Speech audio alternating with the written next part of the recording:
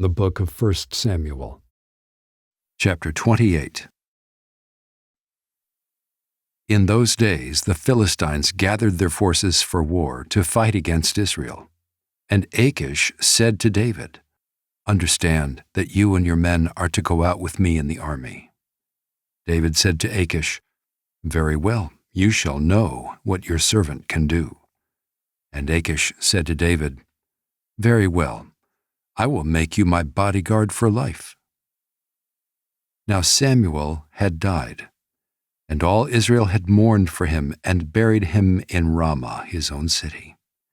And Saul had put the mediums and the necromancers out of the land. The Philistines assembled and came and encamped at Shunem, and Saul gathered all Israel, and they encamped at Gilboa. When Saul saw the army of the Philistines, he was afraid, and his heart trembled greatly. And when Saul inquired of the Lord did not answer him, either by dreams, or by Urim, or by prophets. Then Saul said to his servants, "Seek out for me a woman who is a medium, that I may go to her and inquire of her." And his servants said to him, "Behold, there is a medium at Endor." So Saul disguised himself, and put on other garments, and went, he and 2 men with him. And they came to the woman by night. And he said, "Divine for me by a spirit, and bring up for me whomever I shall name to you." The woman said to him, "Surely you know what Saul has done, how he has cut off the mediums and the necromancers from the land. Why then are you laying a trap for my life to bring about my death?" But Saul swore to her by the Lord, "As the Lord lives, no punishment shall come upon you for this thing." Then the woman said, "Whom shall I bring up for you?" He said, "Bring up Samuel for me." When the woman saw Samuel, she cried out with a loud voice. And the woman said to Saul, "Why have you deceived me? You are Saul." The king said to her, "Do not be afraid. What do you see?" And the woman said to Saul, "I see a god coming up out of the earth." He said to her, "What is his appearance?" And she said, "An old man is coming up, and he is wrapped in a robe." And Saul knew that it was Samuel, and he bowed with his face to the ground and paid homage.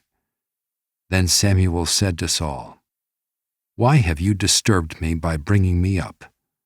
Saul answered, "I am in great distress, for the Philistines are warring against me, and God has turned away from me and answers me no more, either by prophets or by dreams.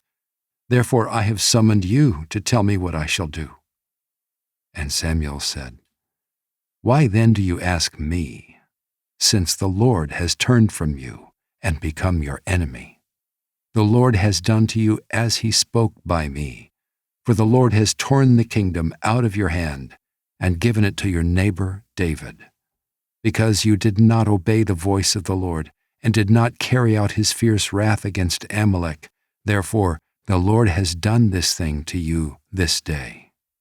Moreover, the Lord will give Israel also with you into the hand of the Philistines, and tomorrow you and your sons shall be with me. The Lord will give the army of Israel also into the hand of the Philistines." Then Saul fell at once full length on the ground, filled with fear because of the words of Samuel, and there was no strength in him, for he had eaten nothing all day and all night. And the woman came to Saul, and when she saw that he was terrified, she said to him, "Behold, your servant has obeyed you. I have taken my life in my hand, and have listened to what you have said to me. Now therefore, you also obey your servant. Let me set a morsel of bread before you, and eat, that you may have strength when you go on your way." He refused and said, "I will not eat." But his servants, together with the woman, urged him, and he listened to their words. So he arose from the earth and sat on the bed.